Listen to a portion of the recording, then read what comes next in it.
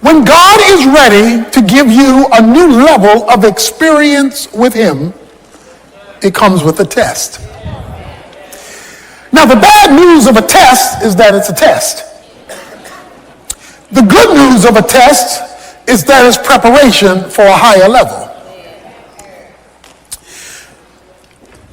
And you can really know when God is ready to really move you to the next level, because it will be a final exam. In other words, it'll be a major test. Now, we get minor tests, little pop quizzes along the way. But then everybody gets hit with that whopper. That test that seems like it'll knock you over. It's a major exam, because God is ready to move you to a major level. So today we want to look at the test of faith. Abraham's final exam. The author of Hebrews tells us that it came when God asked Abraham to offer up Isaac, which took place in Genesis chapter 22.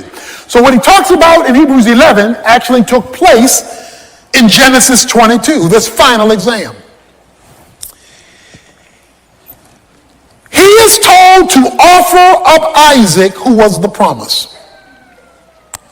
So here's when you know it's a major test, because you're getting ready to have a major promotion to a whole nother level.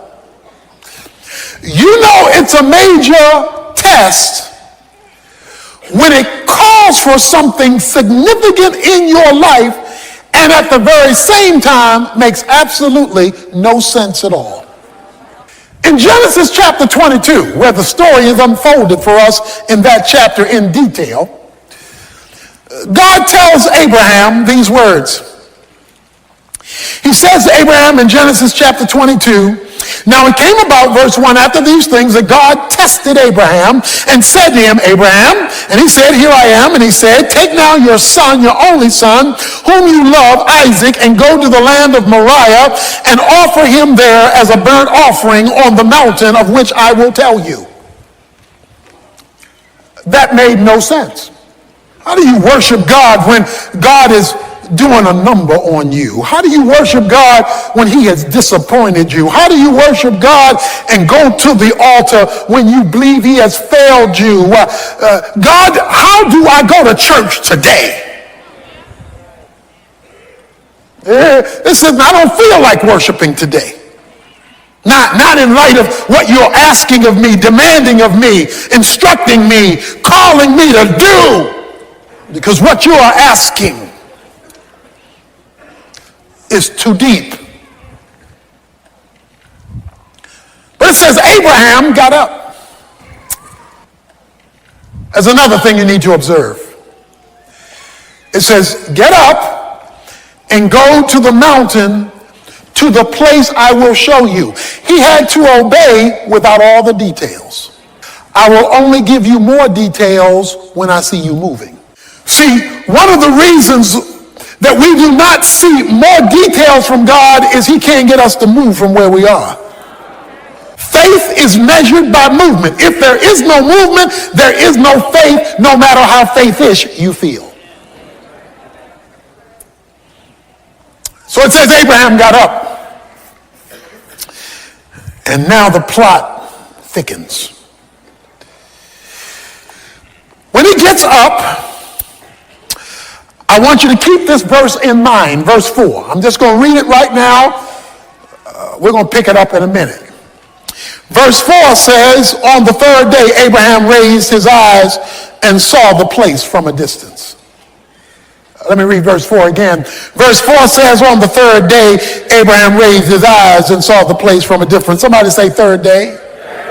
On the third day, Abraham raised his eyes and saw the place from a distance.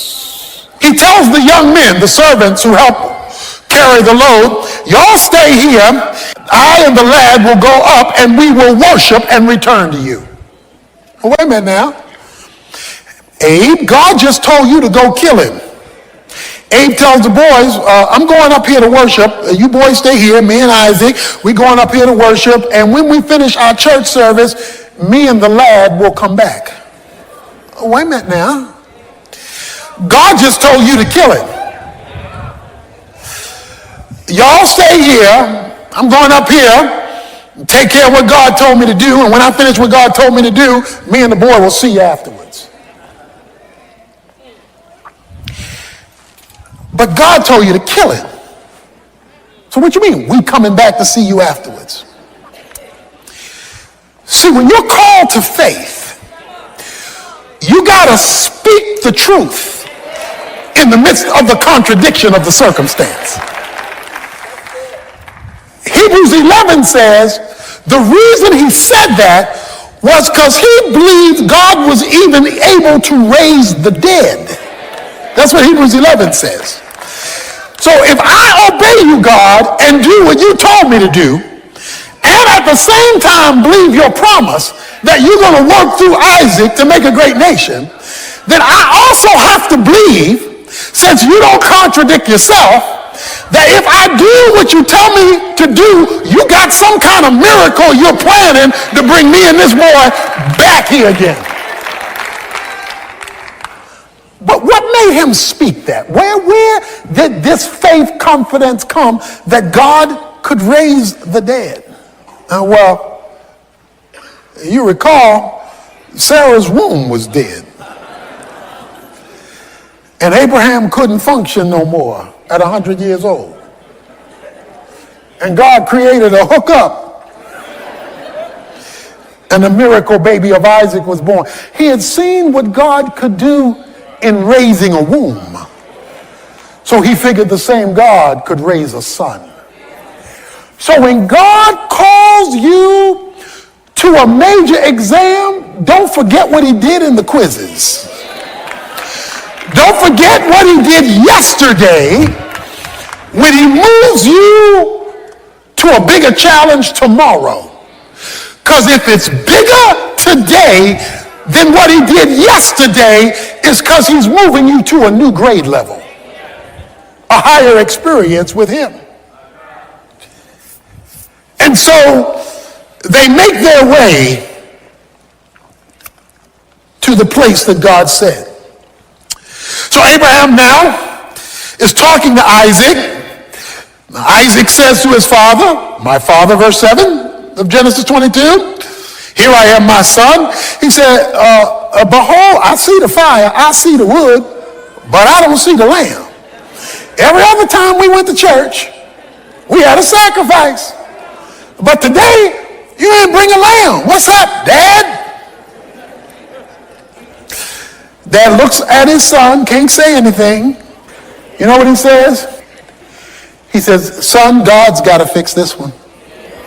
The Lord will provide himself, because I don't have an answer for you. I don't know how this is going to work out. And when God puts you in a final exam, you don't know how this is going to work out. God has got to do something here, because only God has an answer to this dilemma of faith that I'm in. Because this is a midterm or a final. This is not a little pop quiz, and it's confusing. And God's got to provide the solution. And so he takes his son up. He puts him on the altar. Verse 9, he built an altar, arranged the wood, bound his son Isaac, and laid him on the altar on top of the wood. Can you imagine what he's thinking, feeling? And Abraham stretched out his hand and took the knife to slay his son. Because guess what? That was what he was told to do. Verse 11, but the angel of the Lord called to him from heaven and said, that's Jesus in the Old Testament, the angel of the Lord, Abraham, Abraham. Whenever God calls your name twice. See, when he told him to obey, he only called his name once in verse 1, Abraham. But now in the middle of his crisis, he calls his name twice That means there's something special coming down the pike. Abraham, Abraham, and he said, here I am. Do not, verse 12, stretch your hand out against the lad and do nothing to him, for now I know you fear me, since you have not withheld your son, your only son, from me. Now, I don't know about you, but you should be having a problem right now, and it ought to be a theological problem, because God says, now I know. Oh, wait a minute, you God. You're omniscient. Omniscient means all-knowing. You already knew what I would do, because you're God. You know yesterday, you know today, and you got prophecy down. You know tomorrow. You know where I came from, you know where I am, you know where I'm going. What do you mean you only know this now? And you're an all-knowing God. Come on, with your knowledge base, I could have stayed in bed. We could have skipped all this because you already know. But that's not what God says. He says, now I know, as though I didn't know before. Because I know it, I'm knowing it now. And I only know it now because of what you just did. So how do we theologically bring together the concept of an all-knowing God and a not knowing something till now? How does that work? Well, I want to share with you today something God does not know. While God knows everything actual and everything potential, he does not know everything experiential. For example, if you were to ask God, what does it feel like to commit a sin? I suggest to you he couldn't answer that question because he's never done it. The reason why God became a man in the person of Jesus Christ, according to the book of Hebrews, is that God became a man in the person of Jesus Christ so he could sympathize with our weaknesses, so he could feel what we go through. The Father knows what you go through. Jesus can feel it. So Jesus the Son can explain to God the Father, who already knows the information, what the information feels like, because he became a man. So what then is being said to Abraham at this moment? He is saying, Abraham, now I know you love me because I see it and feel it. In other words, you have now given me the experience of your love, not merely the verbalization of it. Sacrifice your son, the son whom you love, your only begotten son. Do you love me more than him? That's a final exam. When God calls forth a faith act of love so he can feel it. Now I know. Oh yeah, informationally, yes. Intellectually, yeah. But today I feel your love. And I feel it because of your choice of me over the thing you love most in life. What is your Isaac? That thing that God can't have because you're too attached to it. And God says, bring it here. We're talking about the test of faith, and we're not talking about a pop quiz now. We're talking about a final exam. Now I know. And there we have it. Watch this. Then Abraham raised his eyes and looked, verse 13, and behold, behind him a ram caught in the thicket by his horns. And Abraham went and took the ram and offered it up for a burnt offering in place of his son. And Abraham called the name of the place Jehovah Jireh. The Lord will provide, as it is said to this day, in the mount of the Lord it will be provided. That's one of the great names of God in Scripture, Jehovah Jireh. Let me talk to you about the word Jireh, provide. The Hebrew word Jireh means to see beforehand. That's a literal translation of Jireh, to see beforehand. What you get to see in his provision, you get to see it because of what he's already seen in his prevision. So he precedes what you're going to be provided. What you're provided over here when he comes through, he's already seen over here before you get to it. So while Abraham is coming up one side of the mountain, a ram is coming up another side of the mountain.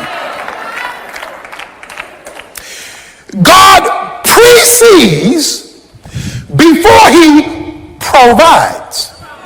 But what he provides, he's already preceded. So you're going to be the surprise one, and not him, because when you're shocked by what he provides, it's only going to come because of what he's preceded. This is the quietest rams in the history of rams caught in a thicket. When a ram is caught in a thicket, it's moving and jerking to get out of being caught. This is the quietest ram in history. The ram is in the vicinity of the sacrifice because it says he looks up and saw the ram. So God keeps the provision quiet,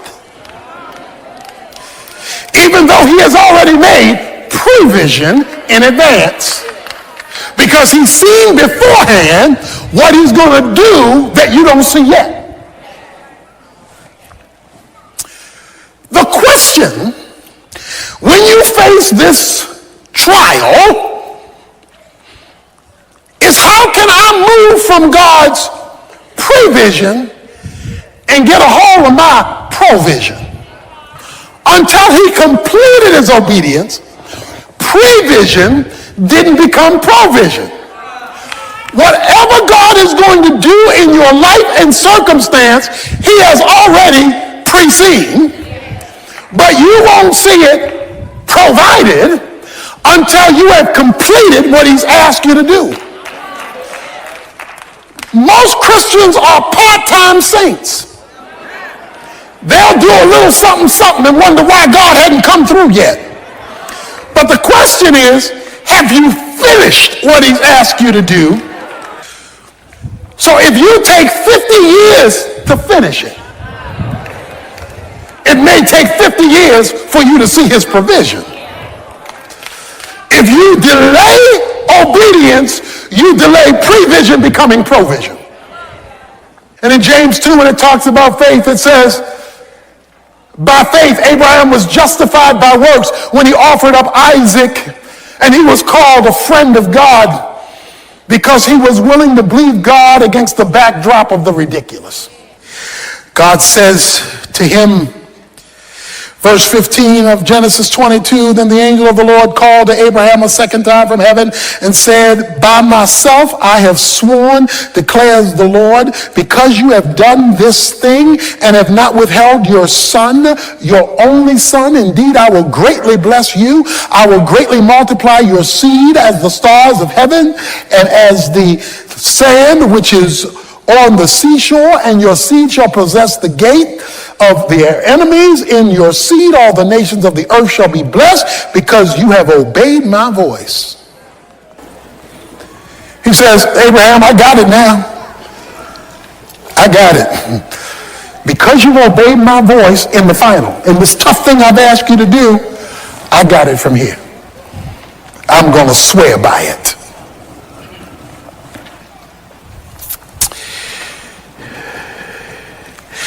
The good news here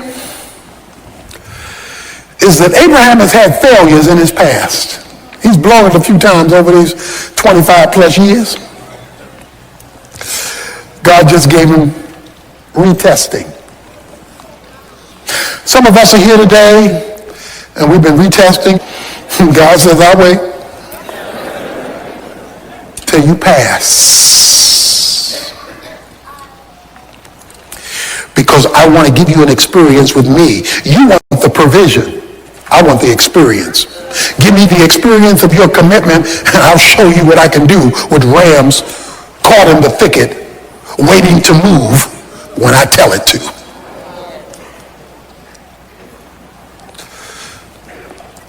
But that raises a question. On this journey of faith, you're struggling, you're walking by with your Isaac, you're holding Isaac's hand. You're holding that situation by the hand, and God is telling you to kill it even though you love it. And you're walking, how do you make it? How do I make it? Because I don't know when God's going to do it. I don't know how God's going to do it. I don't know how am I going to make it? Remember verse 4? It says on the third day, Abraham looked up and he saw the place. In St. John chapter 8, Jesus is talking to the Pharisees. And Jesus is telling them who he is. And Jesus is talking about the fact that he is the Son of God. And the Pharisees are looking at him like he's crazy and saying, you aren't even 50 years old, they say. You aren't even 50 years old. And you're talking about Abraham like you know him. But you're not even 50 years old. What are you talking about Abraham? And Jesus said, before Abraham was, I am. That's the Old Testament name for God. Moses said, who shall I tell you sent me? He said, you tell him I am sent you. That's the name for Yahweh. So Jesus says, before Abraham was, I was God. Okay? In fact, Jesus goes on to say, in the last few verses of John chapter 8, he says, watch this, Abraham saw my day.